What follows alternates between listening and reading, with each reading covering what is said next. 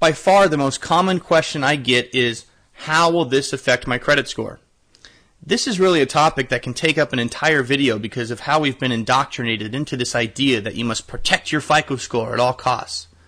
Well, I would argue that sometimes the financial cost to protecting your FICO score is too great. Honestly ask yourself, how much is my FICO score worth to me? That is not a rhetorical question. If you can possibly save $50,000 and be debt-free in 2 years or less by settling your debts, and the one major drawback is that you'll not be able to use your good credit to borrow more money for the next 2 or 3 years, is that worth it for you? Well, if you do not depend on your FICO score to earn a living, then the answer is probably yes. Now, if you care more about your credit score than getting out of debt, then you need to pay all of your bills in full and on time, period. That is the only way to keep a good credit score. If you cannot afford to pay your bills, then worrying about your credit score is an exercise in futility because your score will go down when you start missing payments. Unfortunately, there is no magic program that can allow you to not pay your bills and not have an effect on your credit. Otherwise, what would be the point of a FICO system in the first place?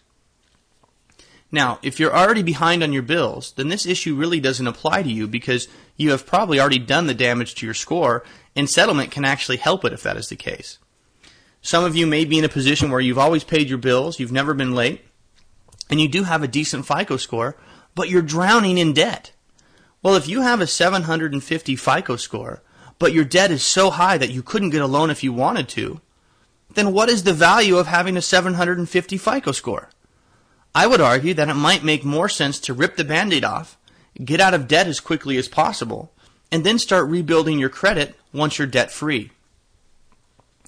Now, there is no magic bullet to credit repair, but there are certainly things that you can do to improve your credit both during and after a debt settlement process.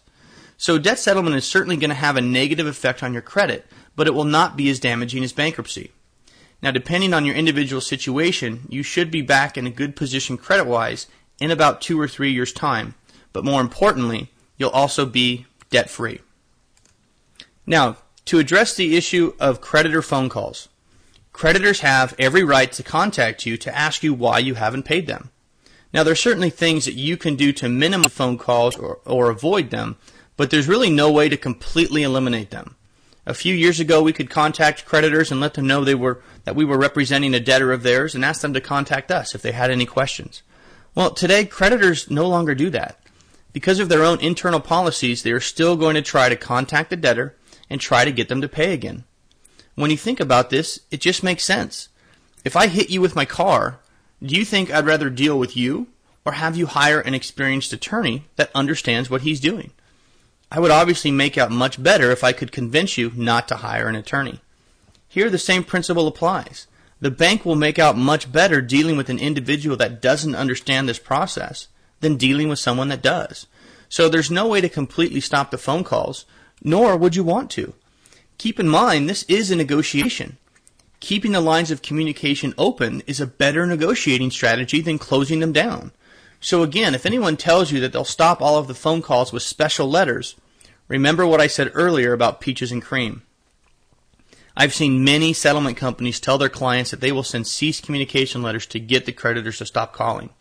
The problem with this is creditors tend to treat these letters as hostile letters, and sending them will greatly increase your chances of being sued before you have enough time to save the money to settle the debt. So sending these letters to creditors is a dangerous and outdated practice, and I would strongly caution you against working with a settlement company that says they will get all of the phone calls to stop. Now, let me take a second to get something off my chest that's really been bothering me for the last few years, and that is the predatory nature of many debt settlement companies that I've seen.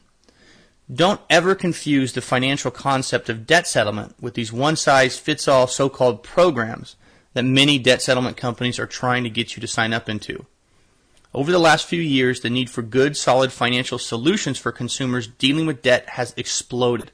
And along with that, hundreds, if not thousands of companies have sprung up trying to capitalize on that trend. Now, are all companies that offer debt settlement bad? No, but I can count the good ones that I've seen on one hand. So the chances of you finding a good company without doing a lot of research is very slim indeed. Now, luckily, the bad companies are pretty easy to spot. They will typically charge you 15% of your total debt or more as a fee, and they'll usually want to collect their entire fee before they really even do anything for you. So if you have $100,000 in debt, they'll want to charge you about $15,000 as a fee. Now, I don't think you need me to tell you that that's probably not the best deal for you, and in fact, it could be a recipe for disaster. You want to look for a company that charges a fee based on what they're able to save you. That way, you're only paying for results. Most debt settlement companies are so top-loaded with fees and excessive profits that it makes it nearly impossible for clients to save enough money to settle their debts in a reasonable time. Now, let me quickly review the main points that I covered in this video. Number one, you need to do your research and first and foremost determine what is the best strategy for your current financial situation. Consumer credit counseling and debt settlement are very different solutions, both with their own positives and negatives. Number two, to qualify for debt settlement, you need to have a legitimate financial hardship and be able to come up with about 50% of your debt within about a 2-year time period. Number three, with debt settlement, you will save a lot of money and you'll be out of debt quickly, but your credit score will take a hit and you will have to deal with some collector phone calls. Number four, use extreme caution and thoroughly research many companies before deciding on the best settlement company for you. Look for a company that is performance-based and charges a fee based on the amount of money they're able to save you. A company that does not tie their fee to their performance should be highly suspect. Now, at this point, you should have a much better understanding of exactly what debt settlement is. On my website, you'll find some further resources to help you determine what the best course of action is for your specific situation. Once you've done the research, you'll also have an opportunity to schedule a one-on-one phone consultation with me where I can look at your situation as a whole and tell you what the best solution would be based on your goals and your attitude about debt. Now, depending on what makes the most sense for you, I can even recommend some specific companies for you to look into that do actually charge fees based on their performance. Again, this is Damon Day, and I hope I've given you some solid information this afternoon. Perhaps we'll be talking soon. Bye for now.